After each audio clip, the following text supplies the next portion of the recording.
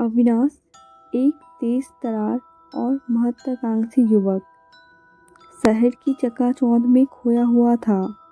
वह अपने छोटे से गांव चांदपुर से दूर अपने सपनों का पीछा कर रहा था।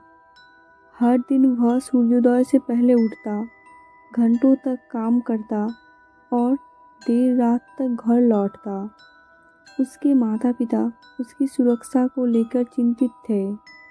उसे हमेशा ही चेतावनी देते थे, बेटा कभी भी कानाफूलों से होकर मत आना। रात के समय वह रास्ता खतरनाक हो जाता है। लेकिन अविनाश को उनकी बातों पर यकीन नहीं होता। वह कानाफूलों को सबसे छोटा सा रास्ता मानता था, जो उसे घंटों की यात्रा बचा लेता था।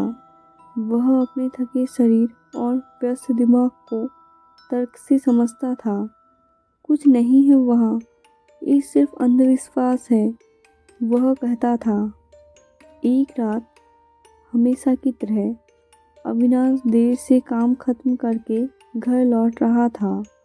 शहर की हलचल सुस्त पड़ चुकी थी और सड़कें सुनसान थी। उसने हमेशा की तरह कानाफूलों का रास्ता चुना।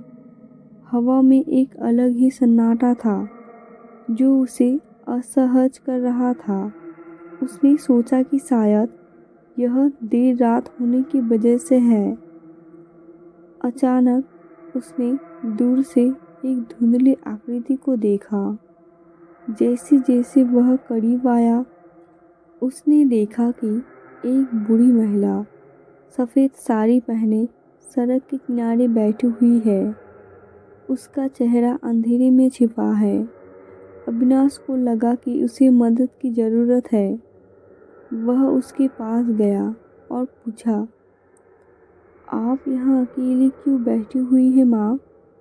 बूढ़ी महिला ने धीमी कर्कश आवाज़ में जवाब दिया, मेरा बेटा खो गया है, क्या तुमने उसे देखा है?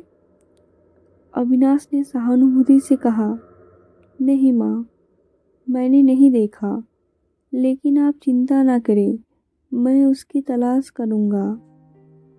लेकिन बूढ़ी माँ और बताती है, कानाफूलों में मेरा बेटा खो गया था। मैंने कानाफूलों के बारे में बहुत सुना है।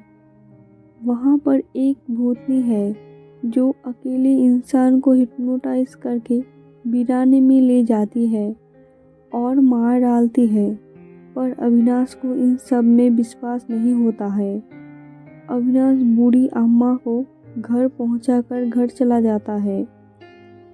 एक दिन अविनाश को शहर से आने में देर हो जाता है और अविनाश थकान और चिंता से भरा कानाफूलों के अंधेरे जंगल में प्रवेश करता है। हवा ठंडी और स्थिर थी और पेड़ों की शाखाएं अजीबोगरीब आकार में फैली हुई थी, मानो वे घूर रहे हो। अचानक उसने एक मधुर मधुर आवाज़ सुनी, जो उसे पुकार रही थी, अविनाश, अविनाश। वह आवाज़ की ओर आकर्षित हुई, जो उसे जंगल में गहराई तक ले गया। धीरे धीरे उसने एक खूबसूरत महिला को देखा, जो चांदनी में नहा रही थी। उसकी आंखें चमक रही थी और उसके बाल रेशम की तरह बह रहे थे। अविनाश उसके मोह में खो गया और वह उसके पास चला गया। अविनाश को कुछ समझ नहीं आ रहा था कि वहाँ क्या हो रहा है। अविनाश पलक झपकाने की कोशिश कर रहा था, पर उस पर अपना कोई कंट्रोल नहीं था। लेकिन जैसे ही वह करीब आया, महिला का रूप बदल गया। उसके चेहरे पर एक क्रूर मुस्कान आई और उसकी आंखें लाल हो गई। उसकी रूप भयंकर हो गई। अविनाश को एहसास हो गया कि वह किसी भयानक खतरे में फंस गया है। फिर उसे कानाफूलों की कहानी याद आता है, पर बहुत देर हो गया था। भूतनी ने उसे सम्मोहित कर लिया और उसे अपने बस में कर लिया। अविनाश ने विरोध करने की कोशिश की, लेकिन उसकी कोई शक्ति नहीं थी। काना भोलो ने उसे जमीन पर पटक दिया और जान से मार डाला। अगली सुबह अविनाश का खत बिखत शरीर जंगल में मिला। उसकी आंखें खुली थी और चेहरे पर डर का भाव था। उसकी मौत का रहस्य कभी सुलझ नहीं पाया और काना भोलो की भयानक कहानी लोगों के मन में डर पैदा करती रही। तो आपको ये स्टोरी कैसी लगी? अच्छी लगी हो तो लाइक एंड सब्सक्राइब करके मेरी हौसला बढ़ाएं। Thank you.